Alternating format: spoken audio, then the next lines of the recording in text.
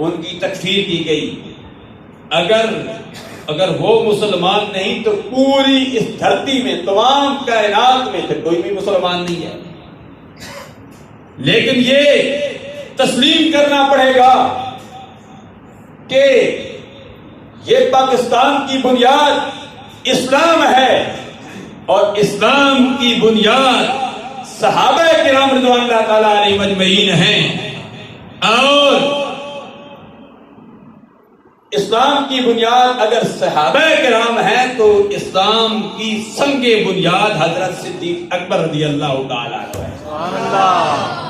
یہ کیسے ہو سکتا ہے؟ آگ ہو، گرم نہ ہو، برف ہو، ٹھنڈی نہ ہو، سورج ہو، دن نہ ہو، سرکار کے صحابی صدیق اکبر سرکار کے صحابی ہوں مسلمان نہ ہو، یہ نہیں ہو سکتا. صدیق اکبر رضی اللہ تعالیٰ عنہ امام الانبیاء علیہ تحیت و ثنا کے وہ صحابی ہیں. سرکار نے فرمایا کہ ہر صحابی کا جس نے مجھ پر احسان کیا دنیا میں نے اس کو اجر دے دیا، لیکن صدیق اکبر کا مجھ پر ایک ایسا احسان ہے کہ قیامت کے دن اللہ تبارک و تعالیٰ اس کو اجر رب دے گا. سبحان اللہ. یہ ہے صدیق اکبر رضی اللہ تعالیٰ عنہ کی شان. اور میں قربان جو عمر فاروق رضی اللہ تعالیٰ عنہ، بلکہ اللہ تبارک و تعالیٰ نے سورہ فتح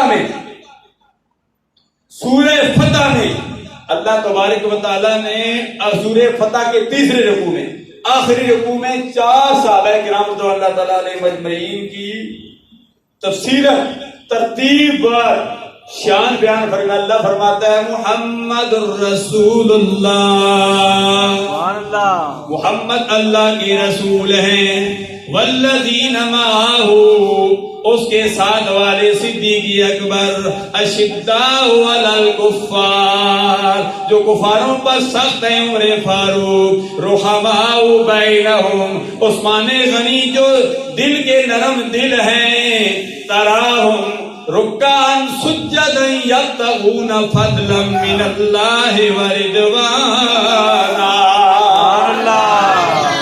چوتھے حضرت علی المرتضیٰ شیر خدا رضی اللہ تعالیٰ عنہ جو رکوع کرتے ہیں، سجدہ کرتے ہیں، تراہم رکعاً سجداً یبتغون فضلا من اللہ ورضوانا، اللہ کی رضا کے لیے ان میں خشوع و خضوع ہے. یہ تیسرا حصہ حضرت علی المرتضیٰ شیر خدا رضی اللہ تعالیٰ